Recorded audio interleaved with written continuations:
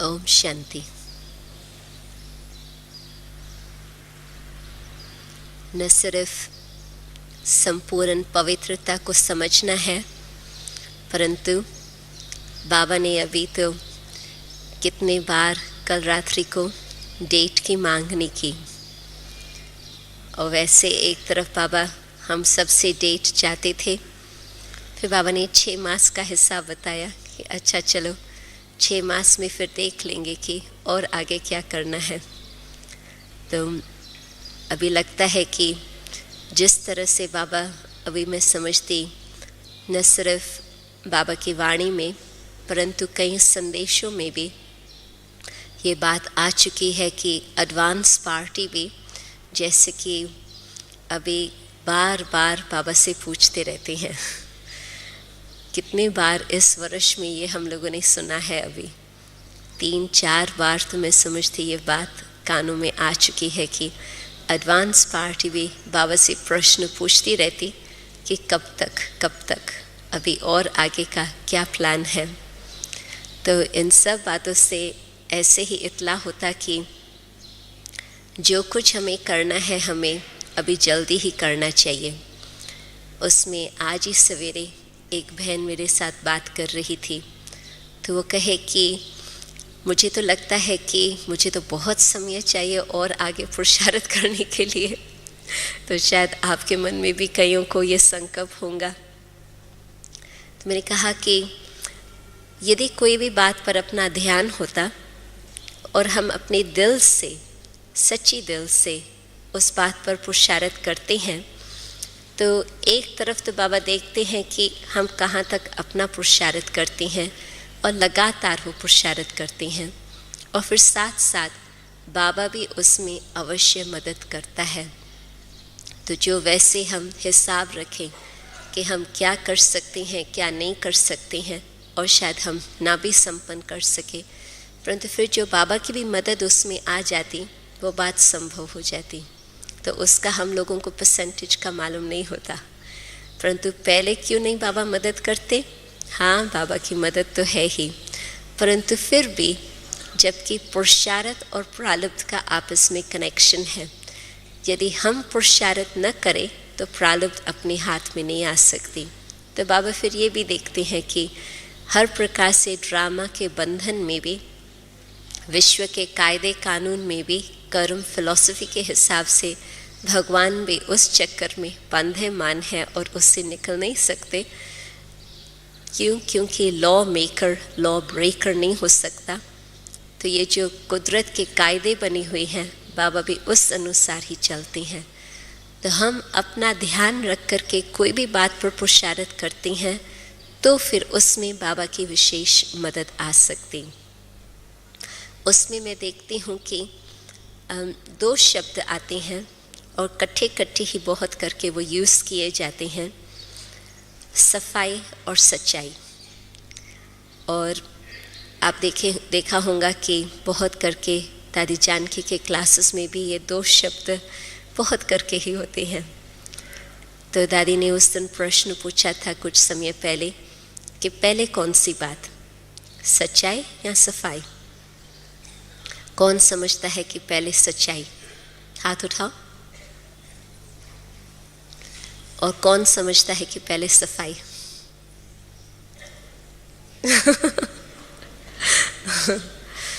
वैसे तो कोई भी हिसाब से आप कोई बात स्पष्ट कर सकते, परंतु दादी का उस दिन कहना था कि पहले तो चाहिए सफाई। जब तक अपने मन को साफ नहीं किया है, तब तक सच्चाई भी वास्तव में क्या होती हमें पता नहीं पड़ता। ऊपर से बातें कर लेते हैं, परंतु एक्चुअल सच्चाई क्या है वो हमको पता नहीं होता। तो मैं समझती क्लास के बाद दादी एक छोटे ग्रुप के साथ बैठी थी, तो जो आज की मुरली की बातें थी उसमें दादी ने फिर उस बात को और उठाया कि 108 के लिए तो बाबा ने कहा कि सच्चे आशिक, परंतु 8 के लिए क्या कहेंगे? वो बिल्कुल सच्चे। न सिर्फ सच्चे आशिक परंतु बिल्कुल सच्चे। फर्क इतना। तो कहने का मतलब कि जब हम शब्द कहते हैं सच्चाई का, तो उसका महत्व कितना है और उसकी गहराई कितनी है और पवित्रता का कनेक्शन तो आप समझ ही सकते हैं, परंतु हम पूरा उसको जान नहीं पाते हैं।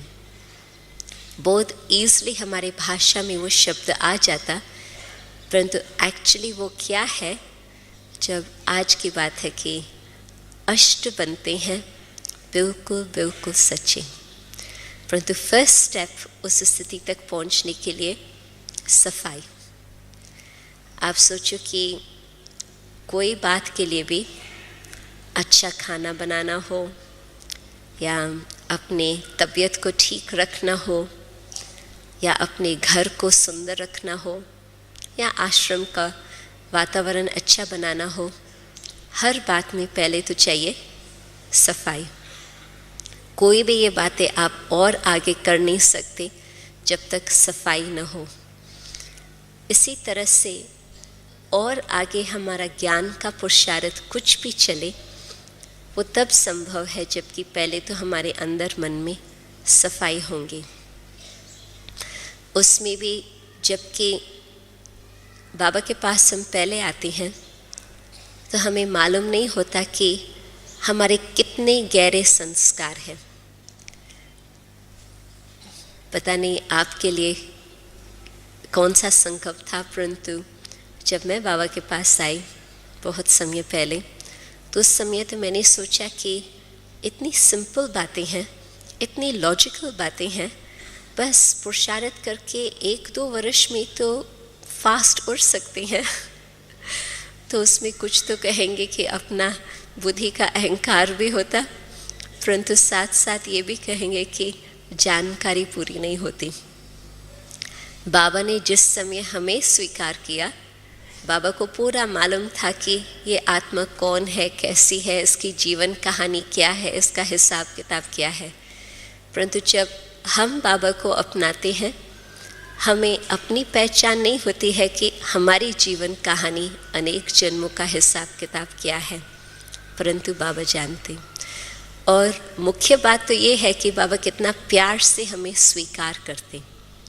जान करके बाबा ने ये नहीं कहा कि पता नहीं ये कहाँ तक पहुँच चुके हैं, इसका तो कुछ उद्धार ही नहीं हो सकता, परंतु बाबा ने और ही प्रेम से कहा कि बाबा तो आए ही हैं सबका उद्धार करने के लिए।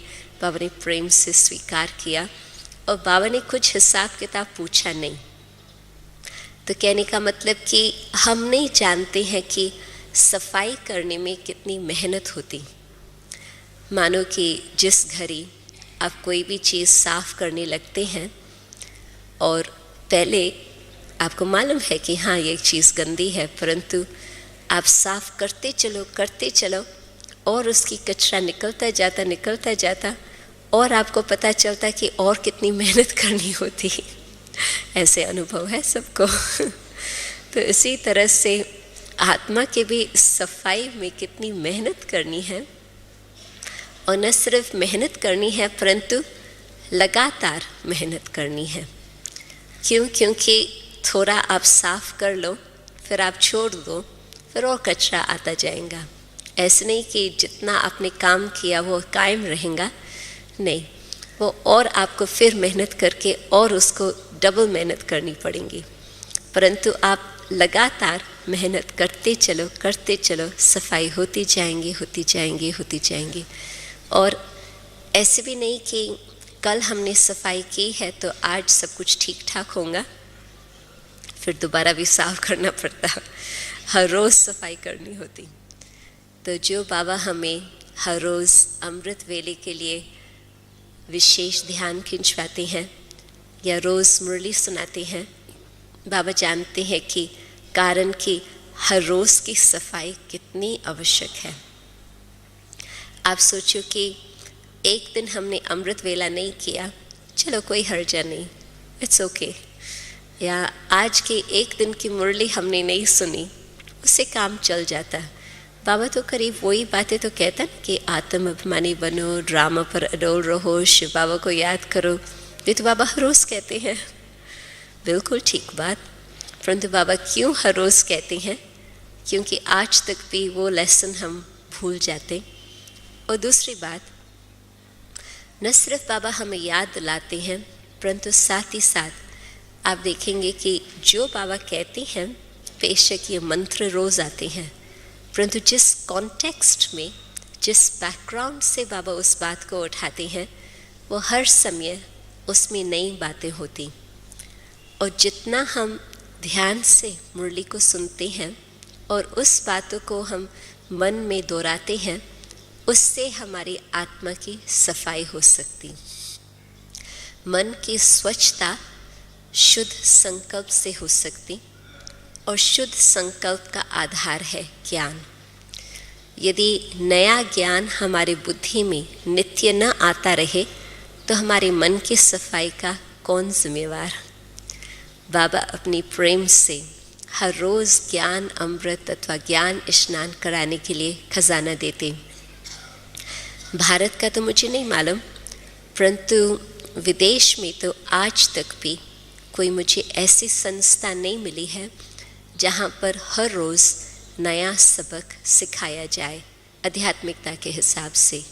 कितनी संस्थाएं हैं, कितने चर्चेस, टेम्पल्स, आदात, सब कुछ भी विदेश में बने हुए हैं, परंतु कहाँ पर भी हर रोज़ क्लास के रीति से या सत्संग के रीति से लगातार इंस्ट्रक्शन मिलता रहे, मैंने नहीं देखा है। कहाँ पर सप्ताह में एक बारी, कहाँ पर सप्ताह में 2 बारी, कुछ ऐसे ही चलता। परंतु बाबा जानते हैं कि आत्मा की सफाई हर रोज़ ज्ञान स्नान से हो सकती। आप सोचो कि सप्ताह में एक बारी आप करो, आत्मा की क्या गति होंगी। परंतु हर रोज़, उसमें भी तो कई बार बाबा मुरली में कहते हैं कि जो अच्छे बच्चे हैं वो न सिर्फ एक बार स्नान करते हैं, परंतु 2 बारी भी स्नान करते हैं।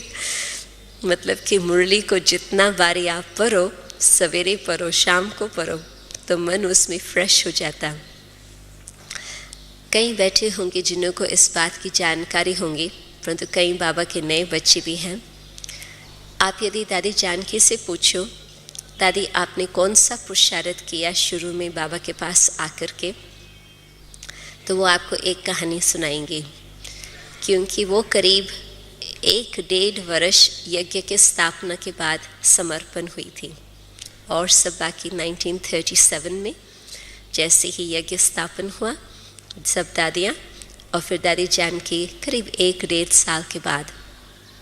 तो इसने बाबा से प्रश्न पूछा कि बाबा अभी मुझे मेकअप करना है, और उस समय तो सिर्फ 1.5 वर्ष की बात थी। अभी हम अपना हिसाब लगाते हैं, और यदि हम ज्ञान में 5 साल, 10 साल, 20 साल से आए हैं, तो वो आप सोचो कि 40 इयर्स का एब्सेंस, 50 इयर्स का एब्सेंस, 60 इयर्स का एब्सेंस, वो किसको ख्याल होता है कि हम अपना इतना फास्ट पुरुषार्थ करके मेकअप करें, ख्याल रहता। जब मैं आई थी तो उस समय 1968, तो उस समय मैंने सोचा कि जो मेरे से पहले आ चुके हैं उन्होंने 31 इयर्स का योग मेरे से अधिक कमाया है, मैं वो 31 इयर्स का योग कैसे मेकअप कर सकती। तो मैंने अपना बहुत डिसिप्लिन का योग का चार्ट रखा था उन दिनों में। आजकल तो मैं फिर भी कहेंगी कि सेवा का बहुत समय चला जाता, तो वो इतना नहीं रहा, परंतु शुरू में वो बहुत ध्यान रहता था। तो दादी ने जब 1.5 साल के फ़र्क के लिए बाबा से पूछा, तो बाबा ने उसको कहा, बच्ची तुम कम से कम 6 बारी हर मुरली स्टडी करो। तो दादी ने क्या सोचा कि मैं हर मुरली 12 बार स्टडी करूं। और आप शायद सोचते होंगे कि उन दिनों में तो समर्पण होने के बाद तो बस दिन भर ज्ञान योग इस तरह की ही जीवन चलती थी। नहीं, दिन भर कम से कम 18 घंटा यज्ञ की सेवा चलती थी। दादी कर्म योग शब्द इतना नहीं पसंद करती, परंतु यज्ञ सेवा, तो 18 घंटा कम से कम यज्ञ सेवा चलती थी। और बाकी समय आप कहेंगे उसमें तो सोना भी है, खाना भी है। तो दादी का कौन सा समय जाता था? सोने का समय। बेंच बनी होती थी और बेंच पर ही दादी बैठ करके मुरली पढ़ती थी, रात्रि के समय जागरण करके। बीच बीच में नींद आती थी तो सिर टेबल पर रख करके वो आधा घंटा आंखें बंद किया, फिर उठ करके फिर स्टडी किया। तो कहने का मतलब कि ऐसे पुरुषार्थ यदि करें तो फिर आप सोच सकते हैं कि मुरली से आत्मा की कितनी सफाई हो सकती। और अच्छा चलो हम 12 बारी ना भी पढ़े, परंतु जो हमने सवेरे मुरली पढ़ी या सुनी, फिर कहाँ तक मुरली की बातें हमने बुद्धि में दौड़ाई और अपने मन को साफ रखा, स्वच्छ बनाया। आप सोचो कि टोटल अपने जीवन का आधार किस तरफ हमारी जीवन चलती है, कैसे आगे बढ़ती है, उसका टोटल आधार है अज्ञान में और ज्ञान में भी बुद्धि के ऊपर, राइट? ठीक है। जैसे हमारी बुद्धि होती, जैसे हमारी बुद्धि काम करती, उस अनुसार हमारे जीवन की रफ्तार होती। तो जब हम बाबा के पास आते हैं तो अज्ञान और ज्ञान के जीवन में फर्क क्या?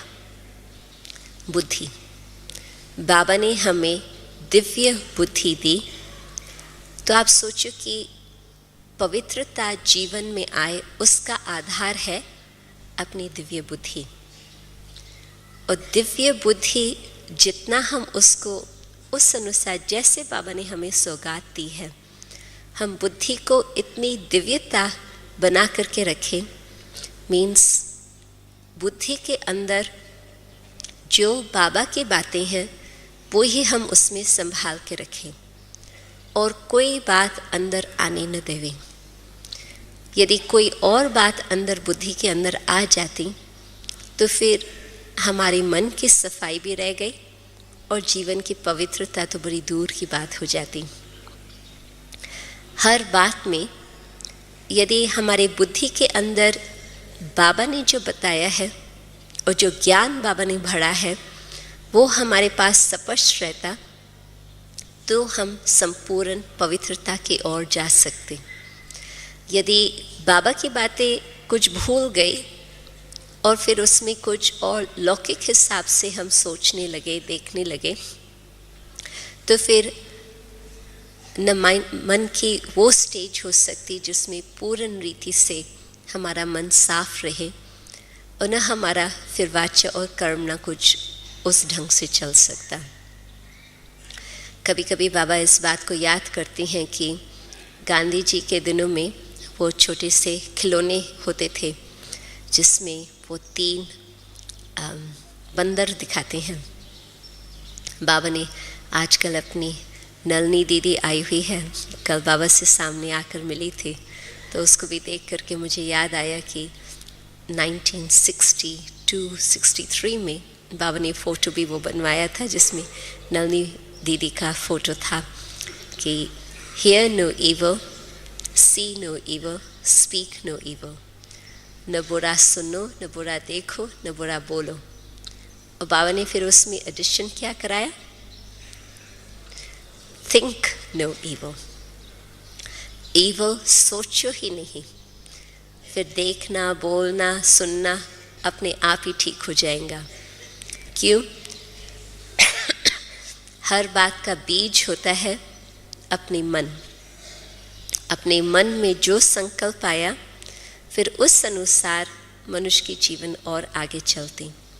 तो बाबा ने जितना, आज दादी बता रही थी कि जितना बाबा ने आज की मुरली में आत्मा के बारे में वंडरफुल गहरी बातें बताई है, बहुत सुंदर बातें बताई है, बस आप इस एक ही टॉपिक को उठाएं, आत्मा के टॉपिक को, तो बाबा ने इतना इसका स्पष्ट डिटेल का ज्ञान दिया है जो आज तक भी कहाँ पर न धर्म के शास्त्रों में, न साइकोलॉजी के शास्त्रों में, न कहाँ पर भी वो प्राप्त हो सकता। पूरी ही आत्मा की जानकारी बाबा ने इस ज्योति बिंदु के इन्फॉर्मेशन के अंदर बहुत ही सुंदर ढंग से, स्पष्ट ढंग से बताई है। तो थिंक नो इविल के लिए हमको क्या करना होगा? जीवन हमारी पवित्रता के मार्ग पर चले, हम बुरा न देखें, बुरा न बोलें आदत, तो बुरा न सोचें। तो सोचने का आधार एक तरफ कहेंगे अपने संस्कारों अनुसार ही संकल्प आते हैं, परंतु दूसरी तरफ संस्कारों से भी महान शक्ति कौन सी? वो है बुद्धि। क्योंकि बुद्धि यदि शक्तिशाली है, बुद्धि यदि दिव्य है, तो संस्कारों को भी परिवर्तन लाना संभव है। यदि हम सिर्फ ये कहें कि सोचने का आधार है संस्कार, सही बात, नॉर्मल जीवन में तो ऐसे ही चलता, परंतु ज्ञानी योगी के जीवन में हम ये नहीं कह सकते कि सोचने का आधार या कर्म करने का आधार है संस्कार। यदि ज्ञानी जीवन में हम ऐसे ही कहें तो फिर तो वापस हम लौटते हैं अज्ञान के दौर के ओर। क्यों? क्योंकि आज तक भी जो अपने संस्कार हैं वो तो रीसेंट पास्ट के संस्कार हैं। हम बाबा के पास जब आते हैं कोई हम शुद्ध संस्कार लेके नहीं आते हैं, हम ले आते हैं अपने पास्ट के संस्कार, 83 बर्थ्स के संस्कार। फिर बाबा क्या काम करते हैं? बाबा का मुरली सुनाने का मकसद ही क्या होता? बाबा स्मृति दिलाते हैं। आप देखेंगे कि बाबा के मुरली के अंदर ये शब्द कई बार आते हैं, बाबा आप बच्चों को स्मृति दिलाते हैं। तो स्मृति किस बात की दिलाई? बुद्धि को बाबा ने जागृत किया कि हे आत्मा, तुम्हारा असली स्वरूप क्या है, तुम्हारा स्वधर्म क्या है, तुम्हारा असली देवता कुल का जो क्वालिफिकेशन है वो क्या है। बुद्धि जिस घड़ी इन बातों को स्वीकार करती है, वो बुद्धि न सिर्फ मानती है परंतु बिल्कुल स्वीकार करती है कि हाँ, वो मैं आत्मा हूँ। आप देखेंगे कि चक्कर के ज्ञान को आप थियोरी के रूप से उठाओ, हाँ दिन रात, रात के बाद दिन, ये तो ठीक है, समझ सकते हैं, परंतु बाबा जो कहते हैं कि स्वदर्शन चक्रधारी, स्व का दर्शन करना होता है चक्कर के ज्ञान के द्वारा। बाबा हमको सिर्फ इन्फॉर्मेशन नहीं दे रहे हैं परंतु बाबा हमें दर्शन करा रहे हैं। आप देखेंगे कि जिन्होंने आदिदेव की कहानी पढ़ी है या सुनी है, उसमें विशेष ये बात आती है कि बाबा को जिस घड़ी चतुर्भुज का साक्षात्कार हुआ और बाबा को इस बात की पहचान हुई, तत्त्वम अस्मि, आप वही हो, ये कोई और रूप नहीं है, ये आपका ही वही रूप है, आप ही वो आत्मा हो। तो आजकल तो हम लोग इस बात को सुनते हैं, हम सो हम स्वदर्शन चक्र, और धीरे धीरे ज्ञान को स्पर्श करते करते हम यहाँ तक पहुँचे हैं, परंतु बाबा के लिए तो बिल्कुल ये एक नई बातें थी, एक बिल्कुल बुद्धि को जागृत होने की बातें थी, बिल्कुल अनोखी बातें थी। तो अब जबकि हम बाबा के जीवन को देखते हैं कि बाबा ने जैसे ही इस बात को समझा और स्वीकार किया, बाबा ने तुरंत ही अपने जीवन में इतना परिवर्तन लाया, जो वो रॉयल संस्कार बाबा के, वो दिव्य संस्कार बाबा के काम करते रहे। न सिर्फ बाबा परंतु साथ साथ मम्मा। कभी मैं दादियों से पूछती हूँ कि आपने मम्मा को पुरुषार्थ करते हुए देखा? वो तो कहेंगे कि हमारी पुरुषार्थी जीवन है। बाबा साकार मुरली में अंत तक, अभी हम मुरलियाँ सुन रहे हैं 1968 की, लास्ट बाबा के साकार के दिनों की, और बाबा अपनी कर्मातीत स्थिति से इतना ही नज़दीक थे, बहुत बहुत नज़दीक। तो भी बाबा नम्रता से आज तक भी उन मुरली में हम सुनते हैं, बाबा कहते हैं मैं पुरुषार्थी हूँ, मैं भी ध्यान रखता हूँ, मैं भी पुरुषार्थी हूँ। परंतु दादियों से आप पूछो कि वो कहेंगे कि हमने बाबा मम्मा को पुरुषार्थ करते हुए देखा नहीं। मतलब कि आज कोई युद्ध करके फिर अपने चेहरे को ठीक करे, कुछ नाराज़गी आए फिर अपने माइंड को ठीक करे। बाबा मम्मा का पुरुषार्थ इस तरह का नहीं था। पुरुषार्थ एक भिन्न प्रकार से था। क्वालिटी होती है ना पुरुषार्थ की, और जिसको ऊंच क्वालिटी का पुरुषार्थ करने की कला आ जाती, वो फिर पसंद नहीं करता कि हमारे पुरुषार्थ की क्वालिटी कुछ लो हो। तो हाई लेवल पुरुषार्थ की क्वालिटी क्या कि जिस घड़ी निश्चय हुआ कि हम वही आत्मा है, देवता कुल वाली आत्मा अथवा विष्णु के घराने वाली आत्मा, वो जो ओरिजिनल संस्कार है, उन संस्कारों को हमें इमर्ज करना है। कल जैसे बाबा बता रहे थे कि अब कौन सा समय आ गया कि आपके चेहरे से और आपके चलन के द्वारा अभी वो अव्यक्त स्थिति अथवा संपूर्ण पवित्रता की स्थिति नज़र आनी चाहिए। तो आप उस बात को सामने रखो कि आपका संपूर्ण पवित्रता की स्टेज क्या है, आपके खुद की अव्यक्त स्थिति क्या है, वो देवता स्वरूप क्या है, और फिर आप कंपेयर करो कि आज की स्टेज क्या है। तो बुद्धि ने उस बात को स्वीकार किया कि मेरा स्वरूप ये है, फिर जो आज कुछ और नीचे ऊपर की बातें आती रहती है, आप चेंज करके वहाँ तक पहुँच सकते हैं।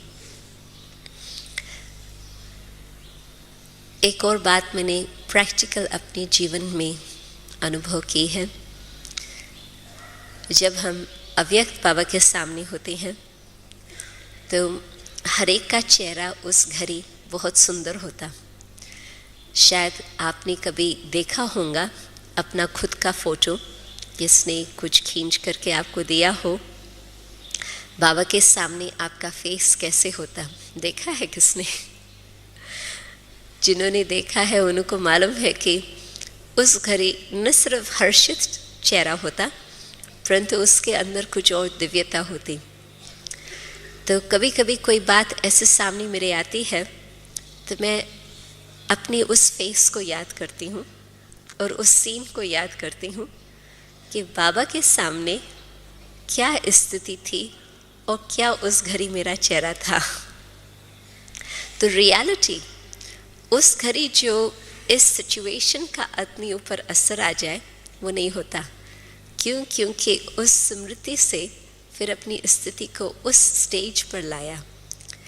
तो अपनी स्मृति जब पावरफुल होती तो अपनी जो ओरिजिनल संस्कार है खुद के, उसको हम कनेक्ट करके उसको इमर्ज कर सकते हैं। तो बुद्धि को सदा उस स्थिति में रखना, जागृत रखना, मीन्स बाबा की मुरली उसमें बुद्धि में घूमती रहे, और उसमें न सिर्फ हम ये सोचे कि आज बाबा ने क्या कहा, परंतु ये हम सोचे कि आज बाबा ने मुझे क्या कहा। फर्क हो जाता। बाबा ने क्या कहा एक जनरल बात है, परंतु बाबा ने मुझे क्या कहा, उसमें वो जो पर्सनल कनेक्शन की बात हो जाती है बाबा के साथ, वो पर्सनल कनेक्शन में रियली बाबा ने आज मुझे ये बात कही। आप सोचो कि अव्यक्त बाबा के सामने हम बैठते हैं और लगता है कि बाबा हमें ये बात बता रहे हैं, राइट? हम मधुबन कितना भी दूर दूर से कोई भी बात सामने आती है, उस बात का न देख करके, समय निकाल करके, कोई बात को पास करके कुछ भी विघ्न आए, परंतु हम मधुबन पहुंचने चाहते हैं। मुरली तो हमको वहाँ पर भी सुनने को मिलती या पढ़ने को मिलती, परंतु पुरुषार्थ करके यहाँ क्यों आते? क्योंकि यहाँ लगता है कि बाबा ने हमारे साथ बात की, और वो तो नेचुरली मधुबन की जादू की धरनी है और वो तो ऐसे हम करते ही रहेंगे। परंतु अपनी पुरुषार्थ को उस लेवल पर हम बना करके रखें ताकि जो मधुबन का अनुभव है वो हम कायम रखें जहाँ पर भी हम हैं, वो तब जबकि हर रोज़ की मुरली हम उस ध्यान से, उस प्यार से सुने कि बाबा मुझे ये कह रहे हैं। कई बारी बाबा की मुरली में ये शब्द आता है कि बाबा बच्चों को सन्मुख देख करके बच्चों से बात कर रहे हैं। तो हम उस घड़ी बाबा के सन्मुख है या नहीं है? और जब से बाबा अव्यक्त हो गए और ही बाबा के लिए सहज है हर तरफ सन्मुख हाजिर होना।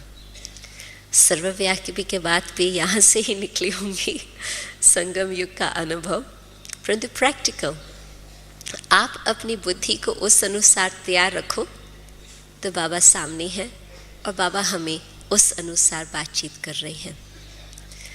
तो एक तो संपूर्ण पवित्रता के लिए अपनी बुद्धि को सदा ही हम दिव्य बना कर रखें, बुद्धि में और कोई बात न आए। एक तो बात आती है परचिंतन की, औरों को देख करके हम कुछ और सोचने लगते हैं, और बाबा ने ये भी कहा था परचिंतन और परदर्शन और परदोष, ये बातें बुद्धि को हिलाने वाली होती। औरों को देखा, औरों को दोष दिया, औरों के प्रति मनन चिंतन चला, तो जो बुद्धि की दिव्यता है वो खत्म हो गई और जो सफाई का काम है वो हमारा रह गया। आप सोचो कि बाबा हमें मदद करती हैं, पतित पावन बाबा है, बाबा की शक्ति के बगैर तो कुछ हो भी नहीं सकता। परंतु जब आत्मा की सफाई करनी है तो मेरा ध्यान बाबा के ऊपर और खुद के ऊपर। यदि मेरा ध्यान कहीं और जगह चला गया तो आत्मा की सफाई का काम रह गया और ही कचरा ऐड होता जाएगा। परंतु यदि मुझे अपने को पावन बनाना है, संपूर्ण पवित्र बनाना है, ध्यान मेरा आंतरिक आत्मा पर हो, न कि औरों के ऊपर हो। ये शब्द हम सुनते हैं, परंतु प्रैक्टिकल 1 घंटे के अंदर भी हम देखें कि हमारा ध्यान कहाँ पर था, खुद के ऊपर था या औरों के ऊपर था। तो जहाँ हमारा ध्यान होगा उस अनुसार काम होगा। ध्यान है यहाँ तो काम कैसे होगा? तो एक तो अपने ऊपर अटेंशन, बुद्धि दिव्य बनाने के लिए। दूसरा, बाबा की बातों पर ध्यान, तो ही हमारा सफाई हो सकती है। तीसरी बात कि अपने ओरिजिनल स्वरूप, चाहे देवता स्वरूप चाहे अव्यक्त स्वरूप, उसको हम अपना मान करके स्वीकार करके वो स्थिति सामने रखें तो हम कंपैरिजन कर सकेंगे कि आज की स्थिति और जो लक्ष्य है वहाँ तक हम कैसे पहुँच सकते हैं। साकार बाबा जब ट्रांस मैसेंजर्स आकर के बताती थी कि बाबा को हमने वतन में देखा, तो बाबा बड़ा प्यार से उनसे पूछते थे कि आपने किस तरह से देखा, कैसे लाइट थी, वो क्या स्वरूप था।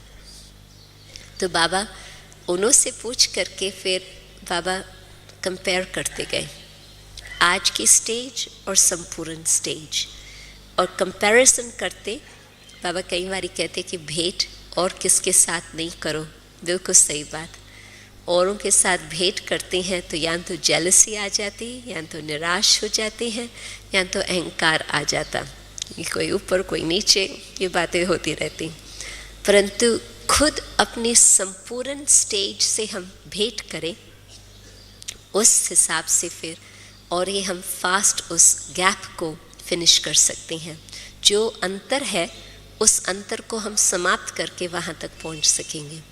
तो अपनी अव्यक्त स्थिति चाहे अपनी देवता स्वरूप की स्थिति, वो सामने रख करके उसको हम चेंज करें।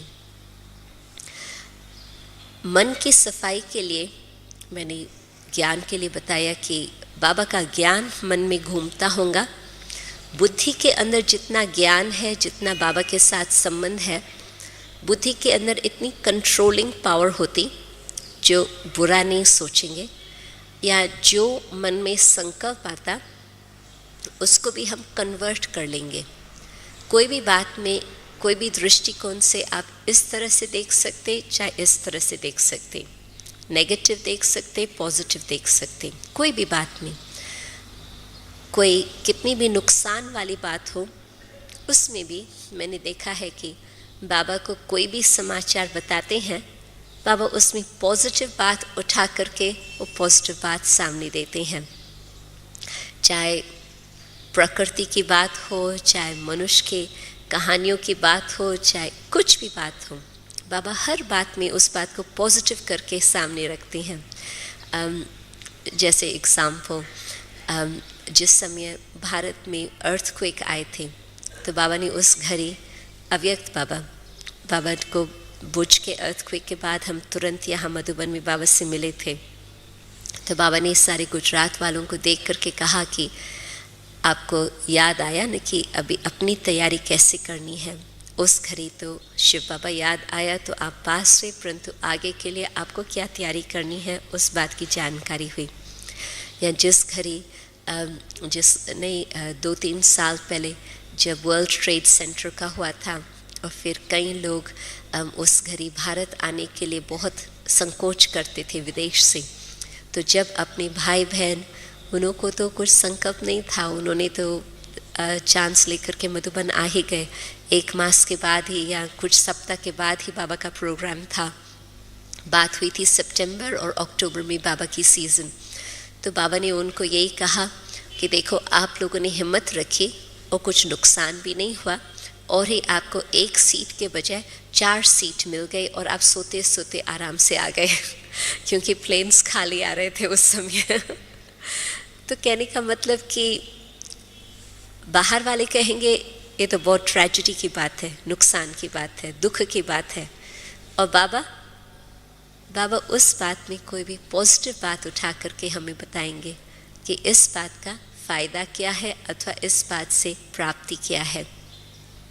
तो ये यदि हम बाबा से सीख लेते हैं, बुद्धि के अंदर इतना ज्ञान हो जो हम अपने माइंड को हर प्रकार से पॉजिटिव रखें, मन में कभी हम फालतू संकल्प या किचरे के संकल्प आने न देवे, तो उस बात से क्या होगा कि आत्मा की सफाई सहज सहज होती जाएंगी और आपके जीवन का परिवर्तन भी बहुत सुंदर ढंग से होता रहेगा।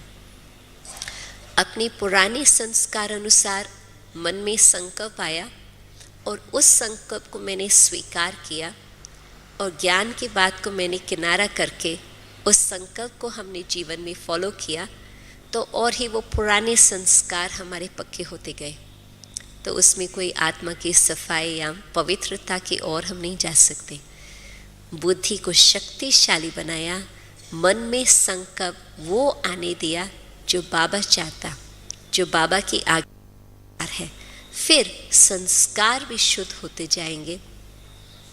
तो ये कोई मेहनत की बात नहीं है, ये है अटेंशन की बात। बाहर का वातावरण, उससे नेगेटिव संकल्प आएंगे, वेस्ट संकल्प आएंगे। अपने अंदर के संस्कार, नेगेटिव संकल्प आएंगे। अंडरस्टूड, नेचुरल मनुष्य की स्थिति कलयुग के अंत में ये हो चुकी है। फर्क कैसे पड़ेगा? जबकि बुद्धि में बाबा का ज्ञान। फिर हम किसी और की बात, कई बार क्या होता कि मैं पवित्रता उस स्टेज को नहीं कह रही हूँ कि ब्रह्मचर्य का व्रत पालन करना, शुद्ध आहार, शुद्ध भोजन करना, वो तो आप पक्के ब्राह्मण हो, वो तो आपके जीवन में है ही, परंतु जो मन की स्थिति है, शुद्ध संकल्प हमारे चले, श्रेष्ठ संकल्प हमारे चले, जिससे हमारी स्थिति ऐसे ऊंची रहे जो बाबा चाहते हैं। मैं थोड़ा उस बात पर ध्यान खिंचवा रही हूँ, परंतु पुराने संस्कार अब तक है तो वो भी आ रहे हैं। तो कहने का मतलब कि बुद्धि शक्तिशाली है तो परिवर्तन करना संभव है, चाहे अपने संकल्प को, चाहे अपने संस्कार को। बुद्धि के ऊपर मनुष्यों का प्रभाव है, जिसमें मानो कि हम कहते हैं कि उसने बात तो ये कही, बात तो राइट है ना, उसकी बात राइट है या जो बाबा ने कहा वो बात राइट है। यदि उसकी बात राइट है, मनुष्य का प्रभाव हमारे बुद्धि पर आया, आत्मा की एनर्जी कम हो गई, आत्मा की स्थिति नीचे आ गई, फिर तो जो वो कह रहे हैं उस अनुसार हमारे मन में भी वही नेगेटिव थॉट्स, वेस्ट थॉट्स आएंगे। मनुष्य की बातें कलयुग के अंत के समय राइट नहीं हो सकती। कैसे भी उसका ढांचा बना हुआ हो, कैसे भी उसका वातावरण हो, परंतु बाबा जो कह रही हैं वो राइट है, न कि जो मनुष्य कह रहे हैं वो राइट है। तो मैं देखती हूँ कि संपूर्ण पवित्रता की स्टेज का आधार है निश्चय। बाप कौन है, मैं कौन हूँ, मेरा ओरिजिनल स्वरूप क्या है, जितना जितना उस बात में निश्चय होगा उतना हम उस तरफ जा सकेंगे। एक तो मन की सफाई की बात मुख्य, दूसरी बात अपनी फीलिंग्स भी मन के संकल्प के कनेक्शन के हैं और साथ साथ अपने संस्कारों के कनेक्शन से हैं। परंतु जब हमारी फीलिंग्स भी मिक्स्ड फीलिंग्स होती, उसको भी संपूर्ण पवित्रता नहीं कह सकते हैं, जिसको भावना कहते हैं, भावनाएं। आप देखेंगे कि बाबा के मुरली में 2 शब्द कई बारी अव्यक्त मुरलियों में लगातार कुछ वर्षों से आते रहते हैं। एक तो शुभ चिंतन और दूसरा शुभ चिंतक अथवा सर्व के प्रति शुभ भावना। संपूर्ण पवित्रता की स्टेज वो स्टेज है जिसमें अपनी भावनाएं इतनी श्रेष्ठ है, इतनी शुद्ध है, इतनी पवित्र है, जो हम औरों का भी निमित्त बन करके प्रेरणा भी दे सकते हैं, उद्धार भी कर सकते हैं। तो अपनी भावनाएं इतनी शक्तिशाली हो, इतनी शुद्ध हो, जो अनेक औरों का भी उद्धार हो जाए, और फिर साथ साथ हमारी भी फीलिंग सदा अच्छी फीलिंग बनी रहे। उसका आधार पुरुषार्थ का कि अपनी शुभ चिंतन अथवा शुभ चिंतक। आप सोचो कि जब हमारी फीलिंग्स कुछ और हो जाती है, हम कुछ एक्सपेक्ट करते हैं अपने लिए, वो हमारी एक्सपेक्टेशंस फुलफिल नहीं होती, तो उस घड़ी फीलिंग इतनी अच्छी नहीं होती।